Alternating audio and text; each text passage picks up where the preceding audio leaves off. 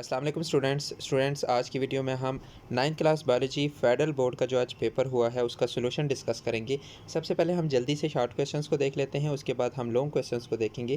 पहला जो short question था वो एक टेबल सा था और एक साइड पे ब्रांचेस मेंशन थी और वो आपसे पूछ रहे थे कि इन ब्रांचेस का एरिया ऑफ स्टडी क्या है। फार्माकोलॉजी डील करती है स्टडी ऑफ ड्रग्स और उन ड्रग्स का लिविंग ऑर्गेनिजम्स की बॉडी के ऊपर क्या इफेक्ट होता है।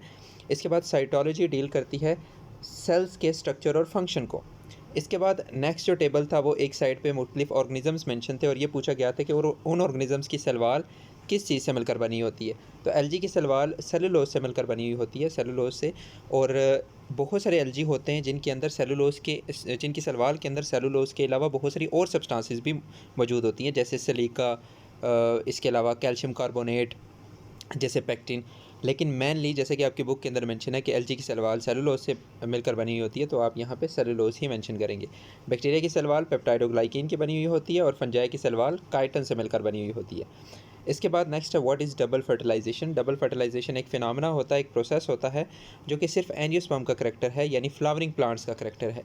और इस डबल फर्टिलाइजेशन के अंदर क्या होता है कि जो दो मेल गैमेट्स जो हैं, जो कि पोलन ग्रैंड के अंदर मौजूद होते हैं, ये ओव्यूल के अंदर इंटर होते हैं। ओव्यूल जो कि ओवरी के अंदर मौजूद होता है, ठीक है। इस ओवरी के अंदर ये इंटर होते हैं दो मेल गैमेट्स जो कि पोलन ग्रैंड के अंदर मौजूद होते हैं। फिर उनमें से एक फ्यूज़ करता है एग के साथ, वन मेल गैमेट यानी one sperm fuses with egg and form zygote. एक एग के साथ फ्यूज़ करके जाइगोट बनाता है और दूसरा फ्यूज़ करता है, यहाँ पे सेंटर में दो पोलर न्यूक्लाई मौजूद होते हैं, उन दो पोलर न्यूक्लाई के साथ दूसरा स्पर्म फ्यूज़ करता है और एंडोस्पर्म 3N एंडोस्पर्म टिश्यू बनता है, जो कि बाद में जाके ये जो जाइगोट होता है इसको नरिश करता है, इसको फूड देता है, यानी ये एंडोस्पर्म इस जाइगोट को फूड देता है। इसके बाद नेक्स्ट जो क्वेश्चन था वो था अमाइनो एसिड की डायग्राम बनाएं और उसके मुख्तलिफ पार्ट्स को लेबल करें। तो ये जनरल सी अमाइनो एसिड की डायग्राम है। ये अमाइनो ग्रुप, एक साइड पे कार्बोक्सिलिक ग्रुप, कार्बोक्साइल ग्रुप, और एक साइड पे आर चैन वेरिएबल चैन होती है, हर अमाइनो एसिड के अंदर ये डिफरेंट होती है, और एक साइड पे होता है हाइड्रोजन। आपने इन सब को लेबल करके बताना था। ये मुख्तलिफ पार्ट्स हैं अमाइनो एसिड के। Differentiate between activator and coenzyme. Coenzyme और एक्टिवेटर में आपने डिफरेंस बताना है। ये दोनों ही बेसिकली लूजली अटैच होते हैं एंजाइम्स के साथ और दोनों ज़रूरी होते हैं एंजाइम्स को अपना काम परफॉर्म करने के लिए। एक्टिवेटर जो है वो इनऑर्गेनिक होते हैं, कोएंजाइम ऑर्गेनिक होते हैं, लेकिन ये नॉन प्रोटीन होते हैं, प्रोटीन से मिलकर नहीं बने हुए होते। एक्टिवेटर ज़्यादातर एंजाइम्स की एक्टिविटी को इन्हेंस करते हैं, स्पीड अप करते हैं। कोएंजाइम्स मुख्तलिफ केमिकल रिएक्शंस के अंदर पार्टिसिपेट करते हैं, एंजाइम्स को अपना काम परफॉर्म करने में मदद देते हैं। एक्टिवेटर्स में बहुत सारे आयंस आ जाते हैं, जबकि कोएंजाइम में Na पॉजिटिव, FAD और कोएंजाइम A आ जाते हैं।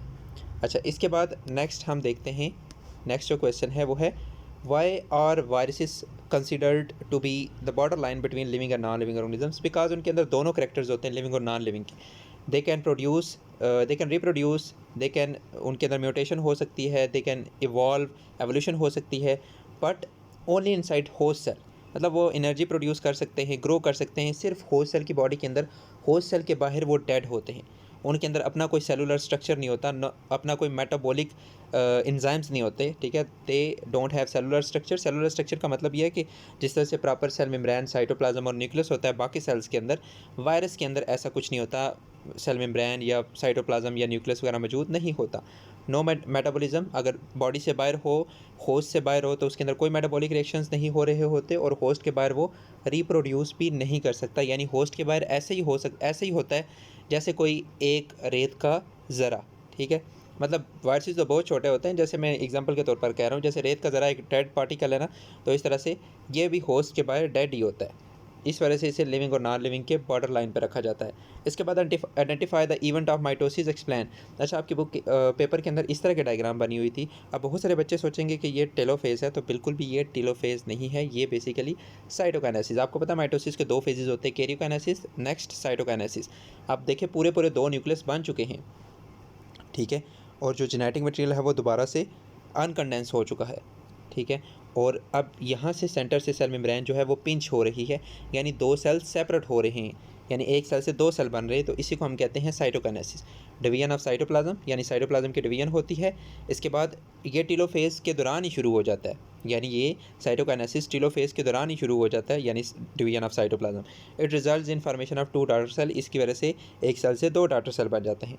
इसके बाद how does meiosis help to maintain number of chromosome. Meiosis किस तरह से हेल्प करती है नंबर ऑफ क्रोमोसोम मेंटेन करने में आफ्टर जनरेशन टू जनरेशन। या in generation, in different generations या इन नेक्स्ट जनरेशन। अच्छा, मियोसिस की वजह से क्या होता है, गैमेट्स बनते हैं। और आपको पता है जो हमारे गैमेट्स होते हैं, एग और स्पर्म, वो हाफ होते हैं, हैप्लाइड होते हैं। उनके अंदर हाफ होते नहीं, उनके अंदर हाफ नंबर ऑफ क्रोमोसोम होते हैं। जैसे हमारी बॉडी के हर सेल के अंदर 46 क्रोमोसोम होते हैं, लेकिन हमारे गैमेट्स के अंदर होते हैं 23।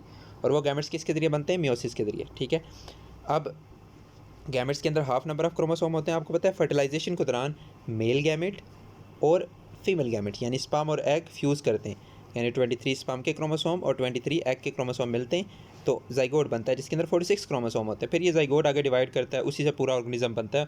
और ऑर्गेनिजम्स की बॉडी के हर सेल के अंदर इस तरह से 46 क्रोमोसोम होते हैं। तो इस तरह से फर्टिलाइजेशन पहले गैमेट की फॉर्मेशन, गैमेट हैप्लाइड होते हैं। जब फर्टिलाइजेशन होती है तो जो जाइगोट बनता है, चूँकि उसी जाइगोट से आगे ऑफस्प्रिंग बनने होते हैं, तो जाइगोट के अंदर पूरे क्रोमोसोम आ जाते हैं 46।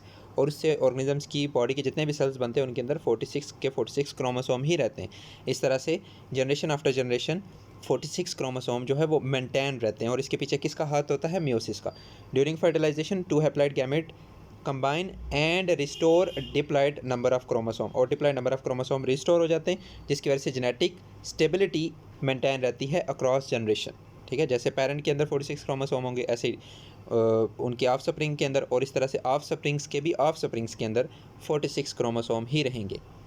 अच्छा, इसके बाद नेक्स्ट था illustrate the importance of nitrogen in protein synthesis. Protein synthesis के अंदर आपने बताना है नाइट्रोजन की क्या इंपॉर्टेंस है। तो नाइट्रोजन आपको पता है अमाइनो एसिड का मेन पार्ट है। अमाइनो एसिड के अंदर अमाइनो ग्रुप होता है और उस अमाइनो ग्रुप के अंदर नाइट्रोजन मौजूद होता है। इसके बाद it is also found in nucleic acid. Nucleic acid के अंदर भी यानी डीएनए और आरएनए का भी हिस्सा है। और without nitrogen cell can not produce protein. Cell protein नहीं बना सकते, एंजाइम्स नहीं बना सकते, और बहुत सारे वाइटल रिएक्शंस भी, वाइटल फंक्शंस परफॉर्म नहीं कर पाते। ठीक है, तो प्रोटीन सिंथेसिस आपको पता है प्रोटीन्स बनाने में अमाइनो एसिड का रोल होता है। अगर अमाइनो एसिड नहीं होंगे तो प्रोटीन नहीं, यानी नाइट्रोजन ज़रूरी होता है अमाइनो एसिड बनाने में। जब अमाइनो एसिड नहीं होंगे यानी नाइट्रोजन नहीं होगी तो अमाइनो एसिड नहीं बनेंगे, फिर अमाइनो एसिड नहीं बनेंगे तो प्रोटीन नहीं बनेगी। इसी तरह से आपको पता है प्रोटीन बनाने की जो इन्फॉर्मेशन होती है वो स्टोर होती है डीएनए के अंदर। ऐसा ही है ना, प्रोटीन बनाने की इन्फॉर्मेशन डीएनए के अंदर स्टोर होती है। तो डीएनए बनाने के लिए नाइट्रोजन की ज़रूरत होती है। तो अगर नाइट्रोजन नहीं होगी तो जब सेल रेप्लिकेट करेंगे तो डीएनए भी अच्छे से नहीं बनेगा, डीएनए भी नहीं बन पाएगा नाइट्रोजन की डेफिशिएंसी की वजह से। ठीक है, तो फिर डीएनए नहीं बन पाएगा तो उससे क्या होगा, फिर प्रोटीन भी नहीं बन पाएगी। ठीक है, तो यहाँ पे आप समझ सकते हैं किस तरह से नाइट्रोजन ज़रूरी है प्रोटीन बनाने में। ठीक है, अच्छा, इसके बाद यहाँ पे एक और चीज़ कि नाइट्रोजन बहुत सारे एंजाइम्स बनाने के लिए भी ज़रूरी होती है। और वह एंजाइम्स आपको पता है फिर आगे ट्रांसक्रिप्शन ट्रांसलेशन में ज़रूरी होते हैं। ट्रांसक्रिप्शन ट्रांसलेशन वो प्रोसेस होता है जिनके ज़रिए प्रोटीन बनाई जाती है। ठीक है, तो ये यहाँ पे मैंने शॉर्ट वे में करके इनके आंसर्स लिखे हैं। चलें, इसके बाद नेक्स्ट है how are transpiration and surface area of leaf related.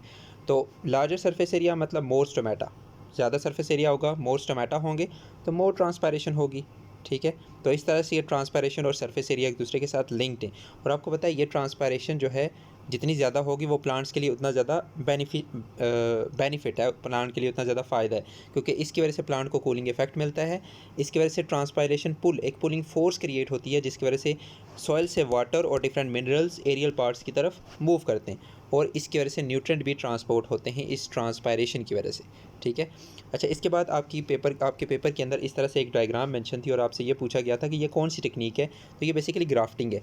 ठीक है, यहाँ पे देखें एक स्टॉक है और ये सेक्शन है। तो ये सेक्शन जो है ये किसी और प्लांट का हमने लिए और स्टॉक के ऊपर एक कट लगा के इस सेक्शन को इसके साथ जोड़ दिए।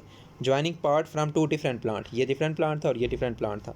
सेक्शन अपर पार्ट है और जो स्टॉक है वो लोअर पार्ट है। Use to combine desirable trait या डिजीज़ रेजिस्टेंस या हाई यील्ड, मतलब इसको यूज़ किया जाता है ताकि हम क्विकली किसी भी प्लांट से कोई स्पेसिफिक प्रोडक्ट, कोई स्पेसिफिक बीज या फिर कोई स्पेसिफिक फ्रूट जो है वो हासिल कर सके विदाउट सीड, क्योंकि सीड से जब वो ग्रो करेंगे तो टाइम लगता है। तो हम इस वजह से ये ग्राफ्टिंग की टेक्निक इस्तेमाल करते हैं। या बाज़ औक़ात ऐसा होता है कि किसी प्लांट के ऊपर डिजीज़ लग जाती है तो उसके कुछ पार्ट जो हैं वो सही होते हैं, तो हम उन पार्ट्स को ले लेते हैं, फिर उन पार्ट्स को किसी दूसरे प्लांट के ऊपर ग्राफ्ट कर देते हैं। अच्छा जी, इसके बाद नेक्स्ट है identify and explain level of organisation. आपके पेपर के अंदर इस तरह से एक सेल बना हुआ था, तो न्यूरॉन है बेसिकली, ये न्यूरॉन सेल, तो ये सेलुलर लेवल है। Cells are smallest unit of life, आगे आपने इसको एक्सप्लेन इस तरह से करना था कि cells are smallest unit of life, cells are enclosed by membrane, इनके अंदर ऑर्गेनेल्स मौजूद होती हैं और ये सेल्स स्पेसिफिक फंक्शंस परफॉर्म करते हैं। Briefly explain theory and law with example. तो आपने थ्योरी और लॉ को डिफरेंशिएट करना था या एक्सप्लेन करना था विद एग्जांपल्स। तो थ्योरी बेसिकली अगर हाइपोथेसिस कोई ट्रू हो जाए बहुत सारे एक्सपेरिमेंट्स के बाद तो उसे हम कहते हैं थ्योरी। और अगर एक थ्योरी बहुत सारे एक्सपेरिमेंट के बाद स्टिल वेरीफाई हो जाए बहुत सारे एक्सपेरिमेंट्स के बाद, इसके अलावा मैथमेटिकल प्रूफ्स की मदद से वो जो है वो वेरीफाई हो जाए, तो इसे हम कहते हैं, उसे फिर हम कहते हैं लॉ। इसको हम कभी भी अल्टर नहीं कर सकते। जब लॉ बन जाता है तो उसे हम अल्टर नहीं कर सकते, लेकिन थ्योरी को हम चेंज कर सकते हैं, अल्टर कर सकते हैं जब कोई न्यू एविडेंस आता है, जैसे थ्योरी ऑफ एवोल्यूशन है और लॉ में है मेंडल्स लॉ। अच्छा, इसके बाद briefly explain non competitive inhibition of enzyme. Non competitive inhibition में क्या होता है कि कुछ स्पेसिफिक इनहिबिटर्स जो होते हैं वो बाइंड करते हैं एलोस्टेरिक साइट पे, यानी ये अगर एंजाइम है ना तो ये इसकी एक्टिव साइट है, इसके एक्टिव साइट के अलावा वो इनहिबिटर जाके कहीं पे बाइंड करते हैं। जब ये यहाँ पे आकर बाइंड करेंगे ना तो एक्टिव साइट की शेप जो है वो चेंज हो जाती है। After alters the enzyme shape, जिसकी वजह से एंजाइम की शेप चेंज हो जाती है, जिसकी वजह से इसके साथ जो सबस्ट्रेट है वो अटैच नहीं हो पाती और एंजाइम्स इनएक्टिव हो जाते हैं। जैसे साइनाइड एक मॉलिक्यूल होता है जो कि हमारी बॉडी के अंदर सेलुलर रिस्पिरेशन के एंजाइम्स को जो है वो रोक देता है। साइनाइड बेसिकली एक टॉक्सिन होता है।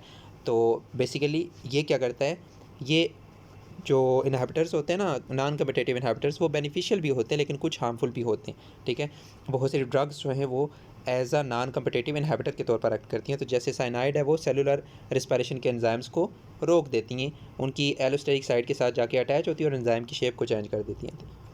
अच्छा, इसके बाद नेक्स्ट हम चलते हैं outline taxonomic hierarchy of human up to phylum. तो फाइलम के बाद आपने बताना था, तो ये ऊपर वाला किंगडम तो छोड़े, फाइलम के बाद फाइलम है कॉर्डेटा, क्लास है मेमेलिया, ऑर्डर है प्रीमेट्स, फैमिली है होमिनिडी, और इसके बाद जीनस है होमो, स्पीशी है सेपियन।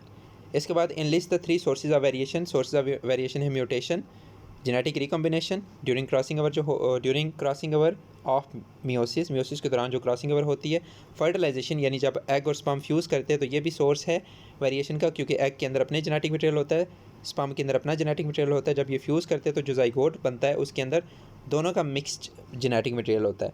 तो जीन फ्लो का मतलब ये है कि एक ऑर्गेनिज्म का एक जगह से उठकर दूसरी जगह जाना और वहाँ पे जाके मेटिंग करना, और फिर वहाँ पे जब उसके ऑफस्प्रिंग प्रोड्यूस होंगे तो उनके अंदर नए करैक्टर्स होंगे। तो ये सोर्सेज हैं वेरिएशन के, और भी बहुत सारे सोर्सेज हैं लेकिन उसने 3 ही पूछे थे। How does comparative anatomy provide evidence of evolution. Comparative anatomy आपको पता है, यानी कुछ ऐसे स्ट्रक्चर्स जो सम स्ट्रक्चर्स ऐसे होते हैं जो स्ट्रक्चरली सिमिलर होते हैं लेकिन उनके फंक्शंस डिफरेंट होते हैं, जैसे हमारे हाथ और बर्ड के जो विंग्स होते हैं, और कुछ ऐसे होते हैं जो कि स्ट्रक्चरली डिफरेंट होते हैं लेकिन उनके फंक्शंस सेम होते हैं, जैसे बटरफ्लाई के जो पर हैं और जो बर्ड के पर हैं, तो वो दोनों एक जैसे हैं, दोनों का काम एक जैसा है लेकिन स्ट्रक्चर डिफरेंट है। तो comparative anatomy studies structural similarities and differences between organism, यानी कंपैरेटिव एनाटॉमी कंपेयर करती है सिमिलैरिटीज़ और डिफरेंसेस बिटवीन ऑर्गेनिजम्स के दरमियान सिमिलैरिटीज़ और डिफरेंसेस को स्टडी करती है। Similar bone structure in limbs of human, bats and whales show common ancestor. मतलब हमारी जो लिम्स हैं, बैट्स के जो विंग्स हैं और वेल्स इसके जो आगे वाले लिम्स होते हैं, तो वो हमारे साथ उनकी जो बोन्स होती हैं वो हमारे साथ मिलती जुलती होती हैं। ठीक है, तो इसकी रीज़न क्या है, एवोल्यूशनिस्ट ये कहते हैं, यानी जो एवोल्यूशन पे बिलीव करते हैं वो ये कहते हैं इनके ये स्ट्रक्चर्स मिलने की वजह ये है कि इनके बहुत अरसा पहले, हज़ारों साल पहले कोई एंसेस्टर जो है वो कॉमन था जिससे ये इवॉल्व हुए हैं। फिर इनको डिफरेंट कंडीशंस मिली तो इनकी बॉडी के मुख्तलिफ पार्ट्स ने डिफरेंट फंक्शन करना शुरू कर दिया। मतलब ह्यूमन के हाथों ने कुछ और फंक्शन करना शुरू कर दिया, जो वेल्स के फ्रंट वाले लिम्स हैं उन्होंने कुछ और काम करना शुरू कर दिया, बर्ड के जो विंग्स हैं उन्होंने कुछ और काम करना शुरू कर दिया। अच्छा, इसके बाद 4 limbs of vertebrates suggest evolutionary relationship, यानी वर्टिब्रेट्स के जो 4 लिम्स हैं, 4 लिम्स यही हाथों की बात हो रही है, तो ये एवोल्यूशनरी रिलेशनशिप सजेस्ट करते हैं। ठीक है, तो ये एवोल्यूशनिस्ट बिलीव करते हैं, ऐसा जो एवोल्यूशन पे बिलीव करते हैं वो इस तरह से कहते हैं। ठीक है, चलें इसके बाद state any 3 structural advantages of plant cell के स्ट्रक्चरल एडवांटेजेस आपने बताने। तो प्लांट के अंदर सेल वॉल होती है, हार्ड सेल वॉल बाहर, जो प्लांट की सेल को सपोर्ट करती है, उसकी शेप को मेंटेन रखती है। लार्ज सेंट्रल वैक्यूल, सेंटर के अंदर लार्ज वैक्यूल मौजूद होता है जो कि वेस्ट को स्टोर करता है, न्यूट्रन को स्टोर करता है और टर्गर प्रेशर मेंटेन रखता है, जिसकी वजह से प्लांट के जो सेल हैं वो फूले रहते हैं और प्लांट के सेल फूलने की वजह से प्लांट्स को सपोर्ट भी मिलती है। ठीक है। तो बाज़ दफ़ा जब पानी की कमी होती है ना, तो ये जो वैक्यूल होता है इससे पानी निकल जाता है, जिसकी वजह से सेल श्रिंक हो जाते हैं। तो बाज़ प्लांट जिनके अंदर वुड नहीं होती, तो वो खड़े कैसे रहते हैं, इसी टर्गर प्रेशर की वजह से वो ज़मीन के ऊपर खड़े रहते हैं। इसके अलावा प्लांट के सेल के अंदर क्लोरोप्लास्ट होता है, जिसके अंदर फोटोसिंथेसिस का प्रोसेस होता है। अच्छा, इसके बाद नेक्स्ट है identify the level of organisation in diagram. अच्छा, हार्ट की डायग्राम आपके पेपर के अंदर मेंशन थी, तो ये है आर्गन लेवल। इसके अलावा आपने कोई सी 3 और एग्जांपल बतानी थी, लंग्स, किडनी, लिवर, पेंक्रियाज। ठीक है, तो ये डिफरेंट आपने आर्गन्स बताने देने थे। Organ is made up of multiple tissues working together. एक आर्गन के अंदर मल्टीपल टिश्यूज़ मौजूद होते हैं जो कि एक ही फंक्शन परफॉर्म करवाते हैं। हार्ट टिश्यू का अपना फंक्शन होता है, लेकिन वो मिलकर फिर उस आर्गन का एक काम करवा रहे होते हैं। जैसे हार्ट का काम है ब्लड को पंप करना, ठीक है। हमारे लंग्स का काम है गैसेस को एक्सचेंज करवाना। अच्छा, गैसेस को एक्सचेंज करवाना। अच्छा, इसके बाद write one of each of hormone, fibrinogen, keratin as protein in human cells. अच्छा, ये इनका फंक्शन आपने बताना है, फिब्रिनोजिन, केराटिन। और पता नहीं, अब शायद मैंने ये क्वेश्चन गलत लिख दिया है, तो इस क्वेश्चन में अगर कोई मसला हो तो नीचे कमेंट सेक्शन में पूछ लीजिएगा। तो अगर ये क्वेश्चन गलत है तो बहरहाल इसका फंक्शन ही बताना होगा। तो ये जो फिब्रिनोजिन है ये ब्लड क्लॉटिंग में हेल्प करता है। जो केराटिन प्रोटीन है ये इन्वॉल्व होती है स्किन, नेल्स और हेयर्स को बनाने में। और हार्मोन्स का काम होता है बॉडी को रेगुलेट करने में, बॉडी के बहुत सारे फंक्शंस को रेगुलेट करने में। मैं फिर कह रहा हूँ, अगर ये क्वेश्चन गलत मैंने यहाँ पे लिख दिया तो इसको कमेंट सेक्शन के अंदर आप दोबारा से पूछ सकते हैं। अच्छा, state tech word and enlist name of its factor. अच्छा, ये टेक वर्ड नहीं था, टेक थ्योरी था। टेक थ्योरी एक्सप्लेन्स, ये एक ऐसी थ्योरी है जो एक्सप्लेन करती है प्लांट्स के अंदर एसेंट ऑफ सैप, यानी movement of water and minerals from roots to leaves. यानी ये थ्योरी ये एक्सप्लेन करती है कि प्लांट्स के अंदर किस तरह से वाटर और उसके अंदर मौजूद मिनरल्स रूट्स से एरियल पार्ट्स की तरफ मूव करते हैं। और 4 मेन फैक्टर्स जो इसके पीछे इन्वॉल्व होते हैं वो होता है ट्रांसपायरेशन, एडहेजन, कोहेजन, टेंशन। ठीक है, ये थ्योरी तो मैंने वैसे लिख दी है। तो ये 4 मेन फैक्टर्स होते हैं जिसकी वजह से वाटर जो है वो रूट से एरियल पार्ट्स की तरफ मूव करता है। Why ATP is considered as energy currency. ATP adenosine triphosphate store and release energy. इसके अंदर एनर्जी स्टोर होती है और यहाँ से एनर्जी रिलीज़ होती है। ये ATP जो है ये ADP में कन्वर्ट होती है जब, तो एनर्जी रिलीज़ होती है, यानी जब इसमें से एक फास्फेट रिमूव होता है। और इस ATP को यूज़ किया जाता है मसल्स की कॉन्ट्रैक्शन में, एक्टिव ट्रांसपोर्ट में और बहुत सारे मेटाबॉलिक रिएक्शंस को चलाने में। लॉन्ग क्वेश्चन की तरफ। तो लॉन्ग क्वेश्चन में सबसे पहले है discuss the connection of biology with other branches. तो इसमें आपने बायोफिज़िक्स, बायोकेमिस्ट्री, इसके अलावा कंप्यूटेशनल बायोलॉजी और बायोइन्फॉर्मेटिक्स, इस कंप्यूटर के साथ लिंक में ना आपने बायोइन्फॉर्मेटिक्स का भी बता देना था और साथ में कंप्यूटेशनल बायोलॉजी का भी बता देना था, बायोजियोग्राफी, और इसके साथ साथ इकोनॉमिक्स के अंदर आपने बायो इकोनॉमिक्स का बता देना था। ठीक है, फिज़िक्स, बायोफिज़िक्स के अंदर, अच्छा बायोफिज़िक्स के अंदर आपने ये बताना था कि किस तरह से फ़िज़िक्स के रूल्स हमें हेल्प करते हैं ह्यूमन बॉडी को स्टडी करने में। जैसे मसल्स की मूवमेंट, बोन्स की मूवमेंट को स्टडी करने में फ़िज़िक्स के बहुत सारे लॉज हमें हेल्प करते हैं। नर्व इम्पल्स किस तरह से हमारे न्यूरॉन्स के ऊपर मूव करती है वो भी हम स्टडी करते हैं by using laws of physics. ठीक है, इस तरह से केमिस्ट्री के नॉलेज को यूज़ करते हुए हम स्टडी करते हैं अपने बॉडी की केमिकल कंपोजिशन, DNA, RNA का स्ट्रक्चर, कार्बोहाइड्रेट्स का स्ट्रक्चर, लिपिड्स का स्ट्रक्चर, प्रोटीन का स्ट्रक्चर, इन सब को स्टडी करने में हमें केमिस्ट्री हेल्प करती है। ठीक है, इसके साथ साथ कंप्यूटर, तो कंप्यूटर आजकल तो बहुत ज़्यादा हेल्प कर रहा है। जैसे फॉर एग्ज़ाम्पल हम किसी ऑर्गेनिज़म्स का किसी ऑर्गेनिज़म के जो जेनेटिक मटेरियल का डेटा है, ठीक है, उसके अंदर कौन से जीन्स मौजूद हैं, उन जीन्स का सीक्वेंस क्या है, उन जीन्स के अंदर न्यूक्लियोटाइड का सीक्वेंस क्या है, वो सारा हम स्टोर कर सकते हैं इन डिफरेंट सॉफ्टवेयर्स। ठीक है, बाय यूजिंग कंप्यूटर। ठीक है, अच्छा इसके बाद नेक्स्ट हम जीन्स की लोकेशंस को आइडेंटिफाई कर सकते हैं बाय यूजिंग डिफरेंट सॉफ्टवेयर। कौन से क्रोमोसोम के ऊपर कौन सा जीन लोकेटेड है, तो डिफरेंट सॉफ्टवेयर को यूज़ किया जाता है। ठीक है, तो ये सारी आपकी बुक के अंदर मेंशन है चीज़ें, तो ये वही उठा के आपने यहाँ पे लिख देना था सारा।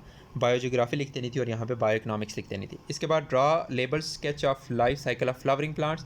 तो यहाँ पे ये थोड़ा सा मुश्किल था आपके लिए कि आपने फ्लावरिंग प्लांट का कंप्लीट लाइफ साइकिल बनाना था और यहाँ पर एक्सप्लेन करना था मेल गेमेटोफाइट को, मतलब मेल गेमेटोफाइट कैसे बनती है उसको आपने एक्सप्लेन करना था। बाकी आपने सारा, यानी फूल के ये 4 पार्ट होते हैं, उन 4 पार्ट्स में से मेल पार्ट ये होता है, फीमेल पार्ट ये होता है। मेल पार्ट जो होता है उसके अंदर जो ऊपर वाला एंथर होता है, इस एंथर के अंदर इस तरह से चैम्बर्स मौजूद होते हैं। ठीक है, उन चैम्बर्स के अंदर ये पोलन सैक्स होते हैं, इन चैम्बर्स के अंदर माइक्रोस्पोर मदर सेल्स होते हैं।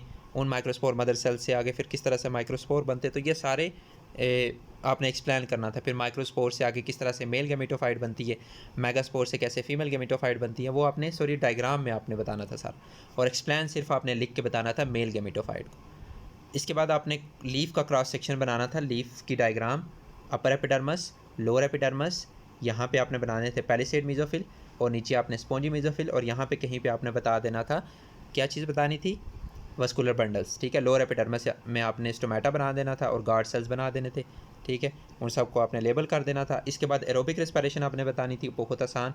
इसमें सबसे पहले ग्लाइकोलाइसिस, फिर क्रेब्स साइकिल, फिर इलेक्ट्रॉन ट्रांसपोर्ट चैन आपने एक्सप्लेन कर देनी थी, ठीक है। और ग्लाइकोलाइसिस कहाँ पे होती है, इसके अंदर क्या बनता है, 2 पायरुवेट बनते हैं, ठीक है। और फिर वो 2 पायरुवेट आगे एंटर हो जाते हैं क्रेब्स साइकिल के अंदर, ठीक है। क्रेब्स साइकिल के अंदर फिर किस तरह से आगे 6 NADH और साथ में 2 FADH और 3 कार्बन डाइऑक्साइड के मालिक्यूल, 4 कार्बन डाइऑक्साइड के मालिक्यूल रिलीज़ होते हैं। तो ये सारी चीज़ें आपने यहाँ पर एक्सप्लेन करनी थी, और एंड पे इलेक्ट्रॉन ट्रांसपोर्ट चैन को भी एक्सप्लेन करना था। अच्छा, वो कह रहे हैं 4 स्टेप्स, तो फिर 4 स्टेप आपको पता है। पहला स्टेप ग्लाइकोलाइसिस होता है, जब पायरुवेट बन जाता है ना, फिर पायरुवेट की ऑक्सीडेशन होती है जिससे एसिटाइल कोएंजाइम A बनता है, फिर वो acetyl coenzyme A Krebs cycle में होता है। ये तीसरा स्टेप है क्रेब्स साइकिल, और फिर चौथा स्टेप होगा इलेक्ट्रॉन ट्रांसपोर्ट चेन। अच्छा, इसके बाद draw labelled diagram of nucleus, nucleus की डायग्राम आपने बतानी थी और इसका फंक्शन बता देना था, ठीक है। और इसके बाद elaborate any 5 adaptation of plants, तो ये भी आपकी बुक के अंदर मेंशन है, प्लांट्स के अंदर एक्सक्रीशन किस तरह से होती है। जैसे फॉर एग्जांपल आपने देखा है वहाँ पे लिखा होगा ऑक्सीजन और कार्बन डाइऑक्साइड किस तरह से प्लांट से रिलीज़ होती हैं स्टोमेटा के ज़रिए। और इसके बाद प्लांट्स के अंदर एक हेडिंग थी, लीव्स को प्लांट्स शेड करते हैं ऑटम सीज़न में, तो उन लीव्स के अंदर भी वो वेस्ट को स्टोर करके बाहर रिलीज़ करते हैं। और इसके अलावा मेंशन होगा कि कुछ प्लांट्स के अंदर वुड मौजूद होती है, तो उस वुड की बार्क के अंदर भी वो मुख्तलिफ वेस्ट को स्टोर करते हैं। या फिर पिथ मौजूद होती है सेंटर में, वहाँ पे भी वो मुख्तलिफ वेस्ट को स्टोर करते हैं। ये तीसरी हेडिंग। इसके बाद चौथी हेडिंग आपने एक और रूट से किस तरह से रिलीज़ होता है वेस्ट मटेरियल। तो ये एक्सक्रीशन के जो 4-5 टॉपिक्स थे ना, सॉरी 4-5 हेडिंग्स थी, वही यहाँ पे आपने मेंशन करनी थी, लिखनी थी। इसके बाद नेक्स्ट है draw and explain phases of karyokinesis in mitosis. तो कैरियोकाइनेसिस ऑफ माइटोसिस आपने यहाँ पे प्रोफेज, मेटाफेज, एनाफेज और टेलोफेज, ये 4 बस आपने बताने थे विद डायग्राम। इसके बाद elaborate classification of carbohydrates on the basis of saccharide unit in the saccharide unit आपको पता है मोनोसेक्राइड्स, जिनके अंदर फर्दर कोई भी यूनिट मौजूद नहीं होता, ठीक है।